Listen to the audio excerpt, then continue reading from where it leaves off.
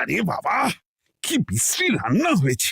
তরকারিতে কি কোনো জিরে বাটা, আদা বাটা কিছুই দেয়নি নাকি? কই গো রাধুনী ঠাকুর, কোথায় গেলে?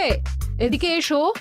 বলুন রানীমা। বলছি, তুমি তো রাজবাড়িতে দীর্ঘদিন ধরেই রান্না করছো, কিন্তু ইদানিং তোমার রান্না এত বেস্বাদ লাগছে কেন?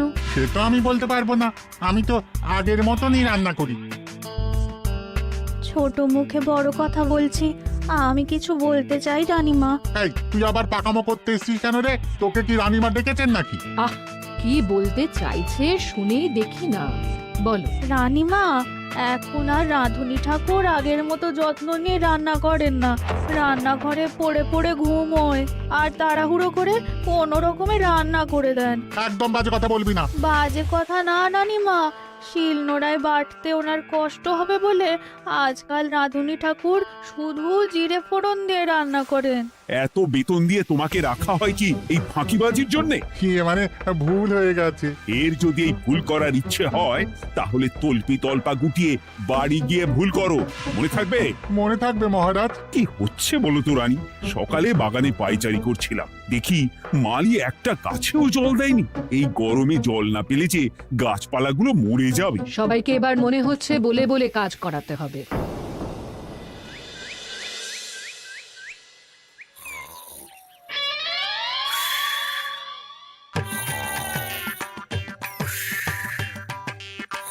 কি গো, কদিন ধরে তো তুমি শুধু খাচ্ছ আর ঘুমোচ্ছ। বাজার দোকান কিছুই নেই গো, রাজসভাতেও যাও না। কি যে করি। কি গো দিদা, দাদু আজও ঘুমোচ্ছে? কি বলবো বলতো? আমরা কিছু একটা ব্যবস্থা করছি, দাঁড়াও।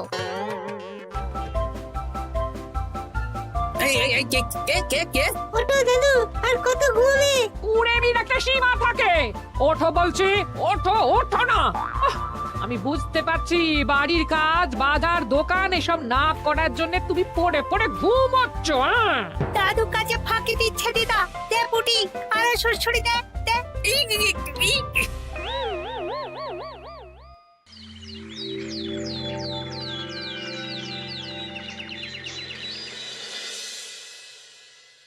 মহারাজের শরীর খারাপ না মন খারাপ? মহারাজ এরকম চুপ করে ঘুম মেরে থাকলে তো রাজপাট সব উঠে যাবে। কিছুই বুঝতে পারছি না। মহারাজ আছেন চুপটি করে, নেই যে মুখে শব্দ। ফাঁকি দিলে এবার তাকে করব আমি জব্দ। অনেক শুয়েছি, আর নয়। মহারাজ, কে ফাঁকি দিচ্ছে? আমি তো ফাঁকি দিই না। পণ্ডিত, তুমি দিচ্ছ নাকি ফাঁকি? না না, বৈদ্য। আমি ফাঁকি দিলে সবাই ওই রোগে ভুগে মরে যাবে। আমি তো রোজ সময়ই রাজসভায় আসি, তাহলে আমি বলছি আসল কারণ। রাজবাড়ির রাধুনী ফাঁকি দিচ্ছে, আর 3 দিন ধরে রাজসভায় গোপাল বেপাত্তা। হ্যাঁ, এই গোপাল বেটাই আসল ফাঁকিবাজ। ওকে বরখাস্ত করে দিন। গোপালকে যদি বরখাস্ত করা হয় তাহলে বিপদে আপদে মহারাজের পাশে দাঁড়াবে কে? অসময় মহারাজ বুদ্ধি পাবেন কার কাছে? এই সুযোগ, এই সময় গোপালকে মহারাজের চক্ষুশূল করতে হবে, তাহলে আমি একেবারে জেঁকে বসতে পারবো। মহারাজ, গোপাল ঠিক কতটা ফাঁকিবাজ হয়ে উঠেছে তার কোনো ইয়ত্তা নেই। হ্যাঁ, বলুন তো। বেটা গোপাল কোনোদিন সঠিক সময়ে রাজসভায় আসে না। কোনো দিন তো আসেই না, যেমন আজকেও আসেনি। আর না এলে মহারাজকেও কারণটা জানায় না। আপনাকে সম্মান করা তো দূরের কথা, কোনো ভ্রুক্ষেপই করে না। এটা কিছুটা হলেও মন্ত্রী মশাই ঠিক কথা বলছেন। হ্যাঁ, এ তো একদম সঠিক কথা। ঠিক বলেছ। প্রহরী, প্রহরী, বলুন মহারাজ। তুমি আরেকজনকে সাথে নিয়ে এক্ষুনি গোপালকে তুলে নিয়ে এসো। আচ্ছা মহারাজ। বলি, তুমি আজকেও রাজসভায় কামাই করবে? অর্ধেক দিন কামাই করলে বেতন কাটা যাবে গো। গিন্নিমা, গোপালকে মহারাজ ডাকলেন। ওই দেখো, রাজবাড়ি থেকে প্রহরীও ডাকতে এসেছে। ওহ, মহারাজের আদেশ না শুনলে তোমাকে তুলে নিয়ে যেতে বাধ্য হব। আরে দাঁড়িয়ে দেখছিস কি? তুলে নিয়ে চল। ঠিক বলেছিস, তুই হাত ধর আর আমি পা ধরি। আমরা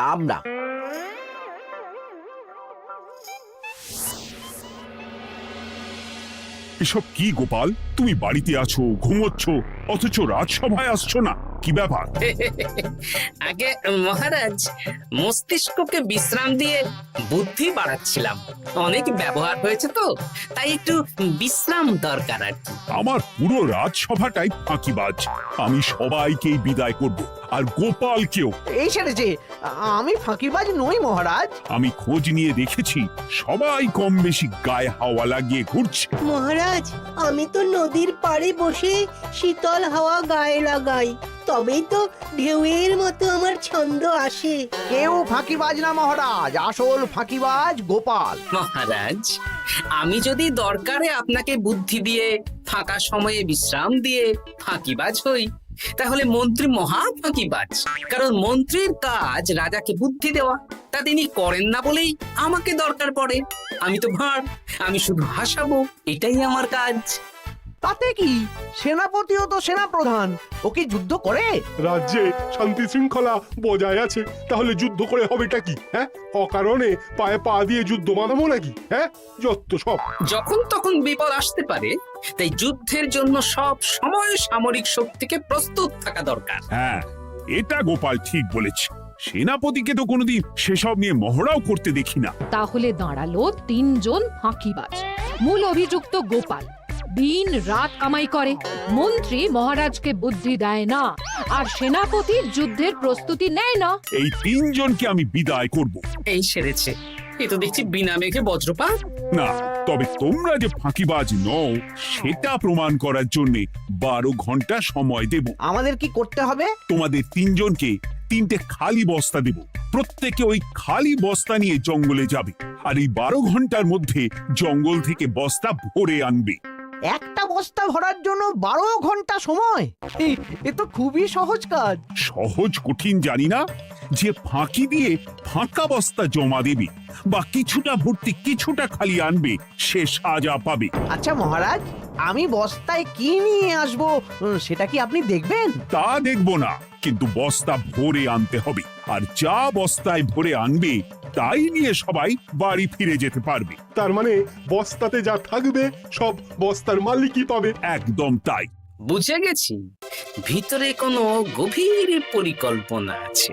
প্রহরী, প্রহরী, তুমি এই 3 জনকে 3টে বস্তা দিয়ে দাও। যথা আজ্ঞা মহারাজ। আর বাকি সভাসদেরা আজকে রাজসভাতেই থাকুক। ওরা 3 জন আসবে, ওদের বিচার হবে, তারপর ফিরবে। আমাদের খাওয়া দাওয়া তাহলে রাজবাড়ির তরফ থেকেই দেয়া হবে মহারাজ? হ্যাঁ। জঙ্গলে তো যাচ্ছি, কি নেব? গোপাল, আমি বলি কি, তুমি বরং আমার বস্তায় ঢুকে যাও, আমি তোমাকেই নিয়ে ফিরে যাই, লেটা চুকে যাবে। আপনি যদি একা আমাকে বস্তায় ভরে নিয়ে যেতে পারেন তো চলুন। একা? এই সেরেছে। দাঁড়ান, আমি আপনার কাঁধে চড়ে দেখি আপনি আমাকে বইতে পারবেন কি পারবেন না। না না, মুখ ফসকে বলে ফেলেছি, মাথা খারাপ নাকি? তাহলে নিজের মতন থাকুন।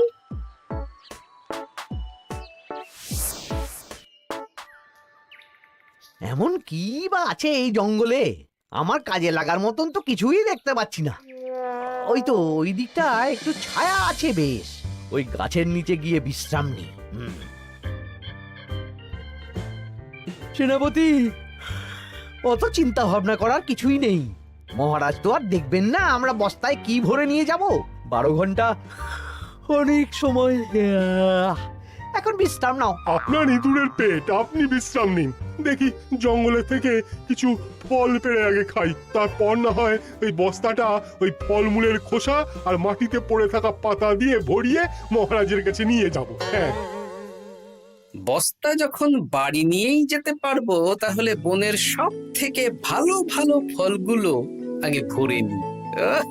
গিন্নিকে এবার বলবো, বাজার আনি না তো কি হয়েছে, দেখো কত ফল এনেছি।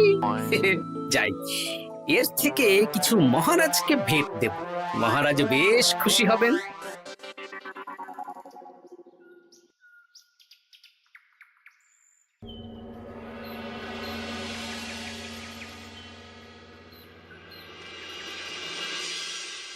উফ, এই এত বড় জ্বালার মতো পেটখানা নিয়ে এই পেল্লাই গাছে উঠবো কি করে?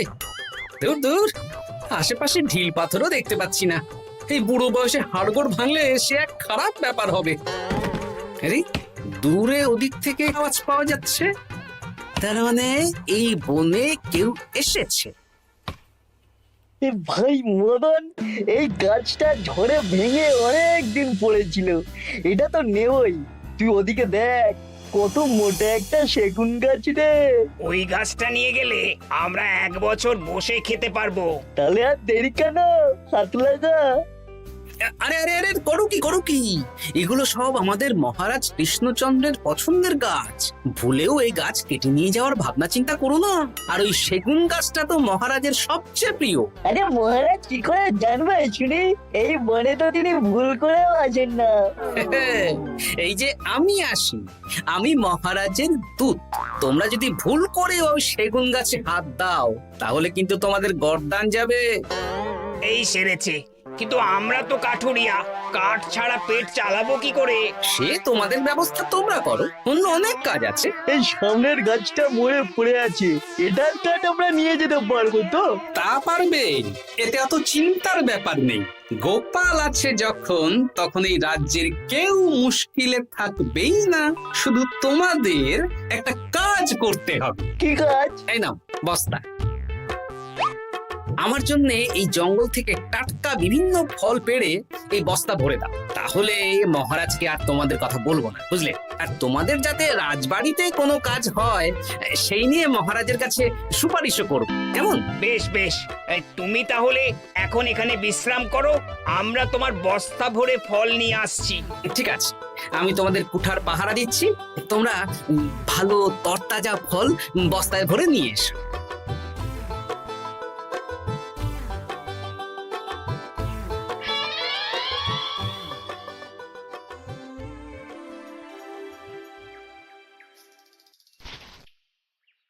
ব্যাস ব্যাস ব্যাস, আমার বস্তায় পাতা ভরা হয়ে গেল।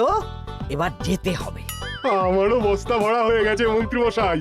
হ্যাঁ, কটা ফল খেলাম আর কটা ভরে নিলাম, আর বাকি জঙ্গলের পাতা ভরে ফেলেছি। হ্যাঁ, আবার কি কি ভরেছি আর কি ভরিনি সেসব তো মহারাজ আর দেখতে যাবেন না। তাহলে আর দেরি কেন, চলুন হাঁটি হাঁটি পা পা করে এগিয়ে যাই। গোপালকে তো দেখতে পাচ্ছি না। ও বেটা যা কুঁড়ে, হয়তো এখানে এসেও ঘুমিয়ে পড়েছে। আবার কালকে সকালবেলা উঠবে।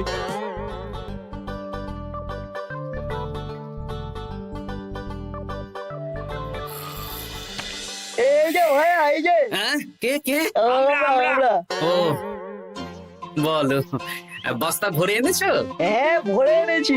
তাহলে চলো রাজসভায় যাই, তোমাদের একেবারে মহারাজের সাথে পরিচয়ও করিয়ে দেবো, আর কাজের ব্যাপারেও বলবো। চলুন। চলো চলো চলো।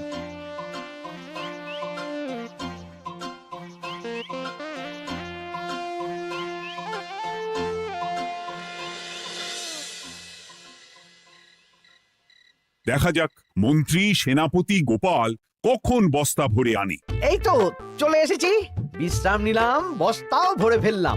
এই দেখুন মহারাজ, আমিও বস্তা ভরে এনেছি। বাহ, তোমাদের বস্তা দেখে তো মনে হচ্ছে খুব হালকা। হ্যাঁ, আপনি যখন আমাদের বস্তা ভরে কি এনেছি সেটা দেখবেন না, তখন অত খাটাখাটনি করে কি লাভ মহারাজ? কিন্তু গোপালের এখনো অবধি দেখা নেই, ও কি সোনা গয়না ভরে আনছে? গোপাল যা কুঁড়ে আর ঘুমকাতুরে, হয়তো জঙ্গলেও ঘুমিয়েই পড়েছে।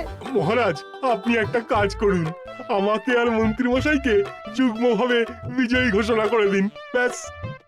এত তাড়া কিসের? বাবা বাবা বাবা বাবা, তোমরা তিনজনেই বস্তা ভরে এনেছো, আমি খুব খুশি। আমার কথা শুনে কাজ করেছো, তোমরা তিনজনেই বিজয়ী। এবার বাড়ি যাও, যাও। গোপাল কি করে বিজয়ী হয় মহারাজ? এই বস্তা ভরে নিয়ে আসাতেও তো ওর ফাঁকিবাজি ধরা পড়ছে। কিসের ফাঁকিবাজি? এই যে দুটো লোক তোমার হয়ে বস্তা বয়ে আনলো, সে তো মহারাজ সহ আমরা সবাই দেখতেই পেলাম। তা তো ঠিক, গোপাল নিজে হাতে বস্তা ভরে আনেনি। মহারাজ বস্তা ভরে আনতে বলেছেন, আমি এনেছি, এখানেই কথা শেষ। আমি কাকে দিয়ে বস্তা ভরালাম, কে আমাকে সাহায্য করলো, সেসব তো কোনো শর্ত আরোপ করা ছিল না। কিন্তু পরীক্ষাটা তো কে ফাঁকিবাজ সেটা প্রমাণ করার পরীক্ষা। এখানে তো তুমি ফাঁকি দিলে গোপাল। এটাও ঠিক কথা, তাহলে গোপালের শাস্তি পাওয়া উচিত। মহারাজ, আপনার শর্ত ছিল সেই ফাঁকিবাজ বলে প্রমাণিত হবে যে বস্তা খালি আনবে। এইখানে আপনি একটা ছোট্ট ভুল করেছেন মহারাজ, বস্তায় কি আছে সেটা দেখবেন না আগেই বলে দিয়েছেন। তা তো বলেছি। আপনি নিশ্চয় জানেন পাঠশালায় কিছু ছাত্রছাত্রী থাকে যারা পড়ার বইয়ে মুখ গুজে বসে থাকলেও পড়ায় তাদের মন থাকে না, মাথাতেও পড়া ঢোকে না, তাই সেই পড়া তাদের কোনো কাজে লাগে না। কি পণ্ডিত মশাই, এদেরকেই তো বলে ফাঁকিবাজ। বিলক্ষণ, এরাই ফাঁকিবাজ। ধন্যবাদ। তেমনি আমি যদি বলি সেনাপতি আর মন্ত্রী মশাই ওই ফাঁকিবাজদের মতনই ফাঁকি দিয়ে বস্তা ভরেছে, তাই ওদের বস্তা এত হালকা। সে তো আমি বুঝতেই পারছি। কিন্তু আমার বস্তায় যা জিনিস ভরে এনেছি তা একার পক্ষে সংগ্রহ করা মুশকিল ছিল, তাই আমি দুজনের সহযোগিতা নিয়েছি। মহারাজ, আপনি কি বস্তা খুলে দেখবেন নাকি? না না, আমি খুলে দেখলে আমার কথার খেলাপ হবে। এবার তো দেখছি আবার তিনজনের পরীক্ষা নিতে হবে। হ্যাঁ, নইলে প্রকৃত ফাঁকিবাজ কে সেটা প্রমাণ হবে না। কিন্তু ফাঁকিবাজ ধরার উপায় কি? মহারাজ, আমরা বরং আমাদের বস্তা নিয়ে বাড়ি না গিয়ে একদিন কারাগারেই থাকি, আর তাতেই প্রমাণ হবে এই বস্তায় সত্যি কি আছে যা আমাদের নিজেদের কাজে লাগবে। এটা ভালো বুদ্ধি। মহারাজ তখনই কারাগার থেকে আমাদের মুক্ত করবেন যখন আমরা আর থাকতে না পেরে ডাক দেব, আর যে আগে বেরোতে চাইবে সে সব থেকে বড় ফাঁকিবাজ, মানে যে আগু পিছু না ভেবে কাজ করে। বেশ, তাহলে তাই হোক। মহারাজ, কারাগারে শুধু জল ছাড়া আর কিচ্ছু দেওয়া হবে না, কারণ বস্তায় তো আর জল থাকতে পারে না। না না, তা কি করে হয়? শুধু জল? হ্যাঁ, আমি তো লোককে দিয়ে বস্তা ভরিয়েছি। আপনারা নিজে কি এমন কাজের জিনিস ভরেছেন সেটাই প্রমাণ হবে। বেশ, তাহলে তোমরা কারাগারে যাও। প্রহরী, ব্যবস্থা করো। আর এই দুজন কাঠুরিয়া বেশ কর্মঠ মহারাজ, যদি কোনো রাজবাড়ির কাজ থাকে এদের দিয়ে করাতে পারেন। আমার বাগানের মালিটা খুব ফাঁকি দিচ্ছে, তাহলে ওদের সাথে কথা বলে নিচ্ছি। যাও যাও, তোমরা কারাগারে যাও।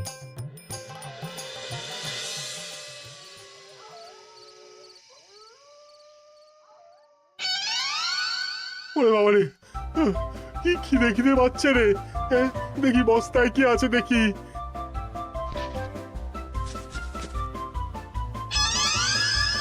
দু একটা পচা ফল, দেখি দেখি একটু ভালো আছে। এটা একটু ভালো আছে, হ্যাঁ এটাই খাই, হ্যাঁ এটাই খাই।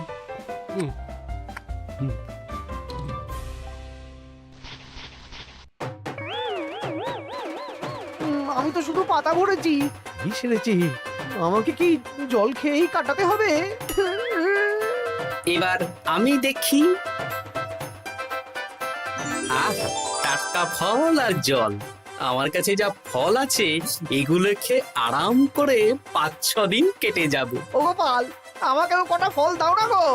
ও গোপাল, আপনি এখান থেকে উঠুন, অন্য বাগানে ফুল হয়ে ফুটুন। ফল খাবেন? এখন কর্মফল ভোগ করুন। ওরে বাবা, জল খেয়ে আর কতক্ষণ কাটাবো?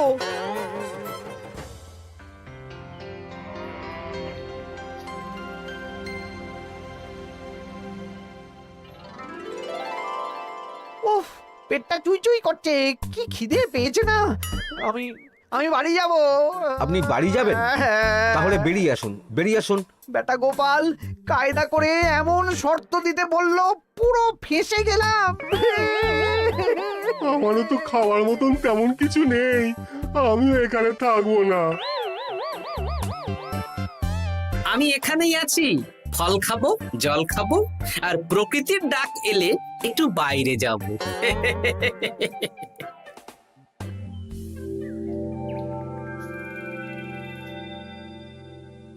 কি তোমরা কারাগারে এক রাতের বেশি তো থাকতেই পারলে না? কি আর করব বলুন মহারাজ, আমরা তো আর গোপালের মতন বস্তা ভরে টাটকা ফল নিয়ে আসিনি। বেটা গোপাল আমাদের দেখিয়ে দেখিয়ে ফল খাচ্ছিল, অতি আমাদের খিদে আরো বেড়ে যাচ্ছিল। তাহলে এরা দুজনে তো হার মেনে নিল। গোপাল কি করছে? গোপাল খাচ্ছে আর ঘুমোচ্ছে। ওকেও নিয়ে এসো। আচ্ছা মহারাজ। একই মহারাজ, আমার তো এখনো বাইরে আসার ইচ্ছে হয়নি। কি আর করা যাবে, ওরা হার মেনে নিয়েছে, তার মানে তুমি জয়ী হয়ে গেলে গোপাল। আমার বস্তায় ভরে অনেক ফল এনেছিলাম, এখনো অনেক আছে। আপনি তাহলে বাকি ফলগুলো নিয়ে নিন। তাহলে তো এটাই প্রমাণ হলো গোপাল কাজের সময় ফাঁকিবাজি দেয় না, শুধু বুদ্ধি বাড়ানোর জন্য একটু বেশি ঘুমোয়। এই নাও গোপাল, তোমার উপহার। মহারাজ, আমি সময়ের কাজ সময়ে করি আর বাকি সময় একটু ঘুমাই। আমার এখন ঘুম দরকার মহারাজ, কাল থেকে অনেক ধকল গেল যে। বেশ, তোমাকে ঘুমানোর জন্য 1 সপ্তাহ ছুটি দেওয়া হলো। ধন্যবাদ মহারাজ। কি সেনাপতি আর মন্ত্রীমশাই, এবার বুঝলেন তো ফাঁকি দিলেই ফাঁকে পড়তে হয়, তাই কাজ করলে ভেবে চিন্তে করুন। চলি, খুব ঘুম পাচ্ছে।